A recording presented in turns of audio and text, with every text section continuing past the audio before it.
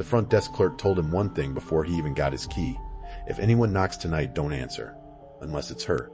If slow building true horror is your thing, subscribe now, because next week's story goes even further. Last fall, work sent him to a small town in northern Pennsylvania, commercial refrigeration repair, filling in wherever the company was short-staffed. This town, more empty buildings than open ones. 3 nights, fixing walk-in freezers at an old family-owned supermarket. Company booked him into the only motel with vacancy, on the edge of town. He checked in a little after 7 p.m. 12 rooms, all facing the lot, maybe 4 or 5 other cars parked outside. The woman at the desk, friendly but distracted, eyes drifting past him toward the parking lot the whole time. She handed him his key and said something odd, almost casually. If anyone knocks at night, don't answer unless it's her, the owner. If he heard anything strange outside, call the office. Don't get involved. He asked if the area was bad. She said drifters sometimes, asking guests for money. Strange thing to tell someone who just walked in.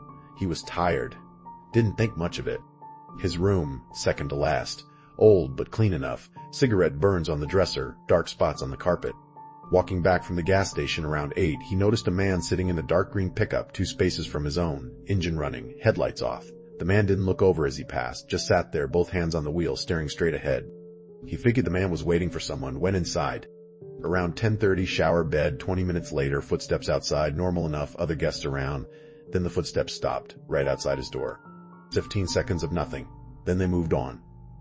A minute later, they came back, the other direction, and stopped outside his door again. Still no knock, just silence. Then footsteps walking away again. He checked the peephole, nobody there. A little after 11, half asleep, a knock. Then, exactly the same again. He checked the peephole. Empty hallway. His stomach dropped. He noticed the curtain had shifted slightly, enough that someone outside might be able to see in, depending on where they stood. He closed it, turned off the lamp, lay awake. Around midnight, a scraping sound near the door. Metal on metal. He looked through the peephole a 3rd time. This time, movement. Someone crouched low just beneath the peephole's view, a dark baseball cap, one shoulder. 5 seconds, maybe less. Then the figure stood and moved fast toward the end of the building. He called the office immediately.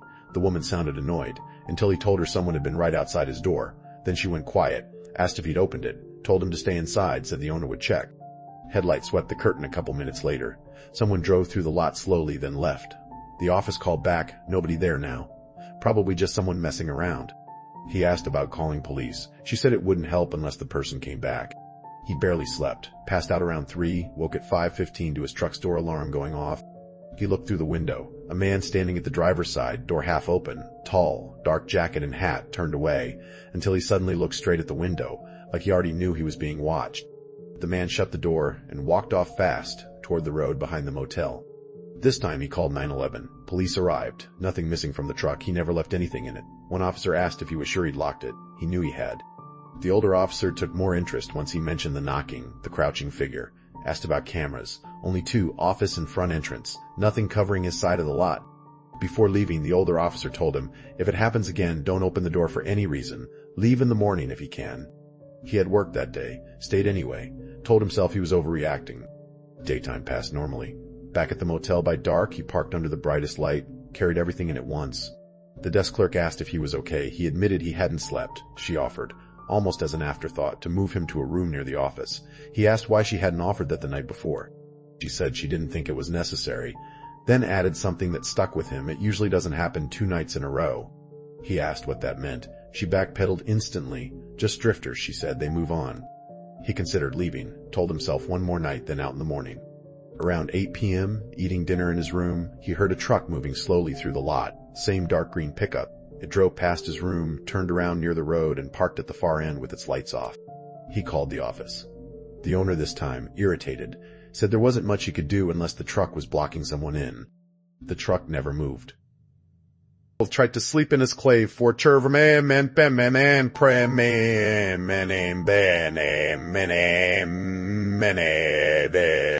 After 11, footsteps again, slow, then a soft tap at the window, not the door. He stayed still, another tap, closer to center, then a fingernail dragging slowly down the glass. He'd never felt fear like that, knowing someone stood inches away and knew he was pretending to sleep. He grabbed his phone, started dialing 911. Then the bathroom window rattled, a tiny frosted pane above the toilet. Then something worse, the sound of the room next door unlocking. A key, or a tool. The door opening. That room had been empty since he checked in. He'd confirmed it himself the night before.